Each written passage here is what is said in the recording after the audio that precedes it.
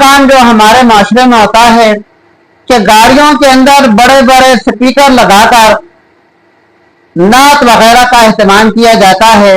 تو میرے بھائیوں نعت پڑھنا ثواب کا کام ہے،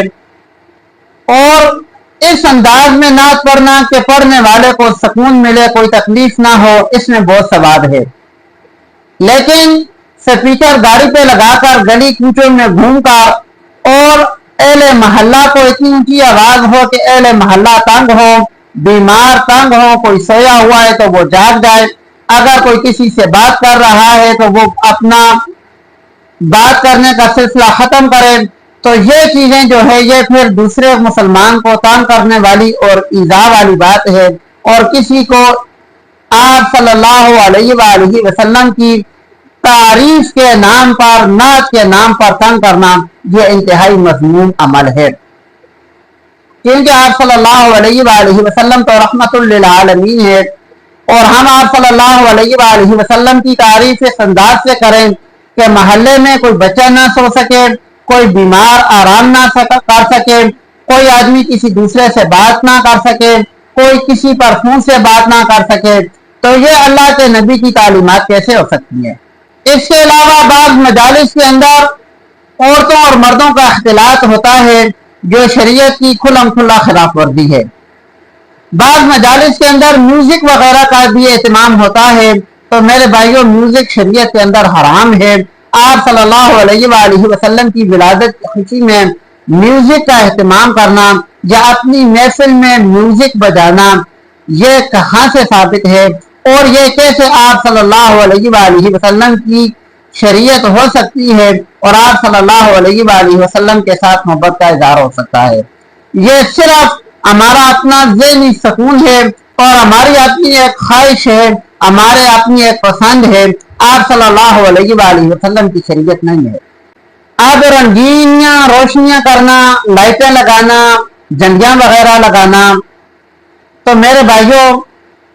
اگر یہ جھنڈیاں آپ اس لیے لگاتے ہیں کہ اللہ کا یا اللہ کے نبی کا حکم ہے تو پھر تو وہ یہ شریعت کا حکم بن جاتا ہے،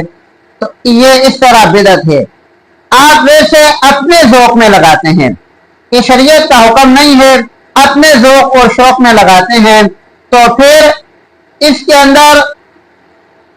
کچھ معاشرتی برائیاں آ جاتی ہیں۔ مثال کے طور پر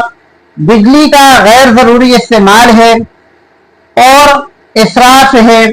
لیکن پھر ہم جب آپ شریعت کا حکم اس کو نہیں کہیں گے تو پھر اس پر شرعی حکم بھی اتنا ہی لاگو ہو سکتا ہے کہ یہ اللہ کے نبی کا طریقہ نہیں ہے۔ اب 12 ربیع الاول کو محافل کا اور نعتوں کا انعقاد ہوتا ہے، محافل نعت ہوتی ہیں،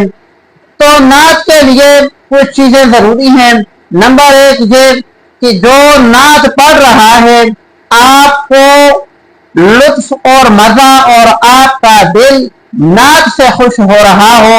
ایسا نہ ہو کہ نعت پڑھنے والا کوئی بے ریش بچہ ہو اور آپ اس کو دیکھ کر خوش ہو رہے ہو، یا ایسے ہی اگر کوئی لڑکی نعت پڑھ رہی ہے اور آپ خوش ہو رہے ہیں تو نعت پڑھنا ثواب کا کام ہے، لیکن اگر آپ کو نعت کے الفاظ سے آپ صلی اللہ علیہ وآلہ وسلم کی محبت میں سرور آ رہا ہے تو پھر، اور اگر آپ بے ریش بچے کو دیکھ کر خوش ہو رہے ہیں یا لڑکی کو یا عورت کو دیکھ کر خوش ہو رہے ہیں تو یہ بہت بڑی قباحت ہے۔ اور ویسے بھی شریعت کے اندر لڑکیوں کا اور عورت کی آواز کا پردہ ہے، کچھ چیزوں کا اہتمام کر کے اگر نعتیں پڑھی جائیں تو بہت ثواب کا کام ہے۔ اس میں سب سے پہلی بات یہ ہے کہ نعت کے اندر جو آپ الفاظ استعمال کر رہے ہیں اس کے معنی اور مطلب آپ کو پتہ ہو اور وہ شریعت کے خلاف نہ ہو۔ نمبر 2 یہ ہے کہ نعت خوان جو ہے نابالغ بچہ،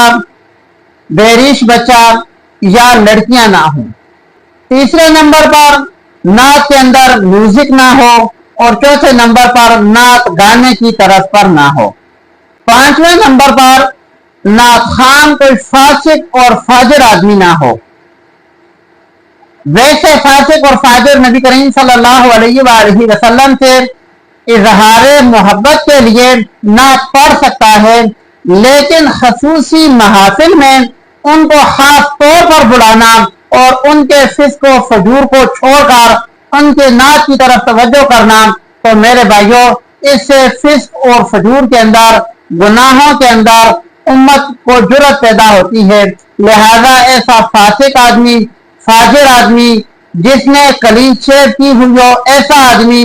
ایسا آدمی جو پیسوں کا پہلے ہی مطالبہ کرے یا جس پر پیسے لٹائے جائیں یا جس کا مطالبہ ہو کہ میرے اوپر آپ نے پیسے لٹانے ہیں تو ایسے بندے کو نعت کے لیے نہ بلایا جائے. اور چھٹے نمبر پر بات یہ ہے کہ نعت ایسی ہو جس میں نبی کریم صلی اللہ علیہ وآلہ وسلم کی شان اقدس کے اندر غلب نہ کیا گیا ہو.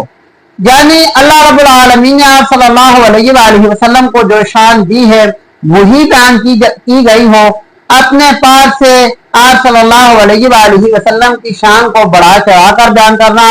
اور وہ صفات جو آپ صلی اللہ علیہ وآلہ وسلم کے اندر نہیں ہیں وہ آپ صلی اللہ علیہ وآلہ وسلم کی ذات میں بیان کرنا تو یہ غلب ہے اور یہ مذموم ہے. اس کی کسی طرح بھی حوصلہ افزائی نہیں کی جا سکتی. بالکل جیسے عیسائی کہتے ہیں کہ عیسیٰ علیہ السلام اللہ کا بیٹا ہے تو وہ عیسیٰ علیہ السلام سے نفرت نہیں کرتے بلکہ محبت میں آ کر غلب کرتے ہیں, محبت میں زیادتی کرتے ہیں. ایسے ہی اگر کوئی مسلمان محبت کے اندر آپ صلی اللہ علیہ وآلہ وسلم کی غلب کرتا ہے تو وہ بھی مذموم ہے, وہ بھی قابل تعریف نہیں ہے. اللہ رب العالمین ہم سب کو دین کی سمجھ عطا فرمائے. آمین.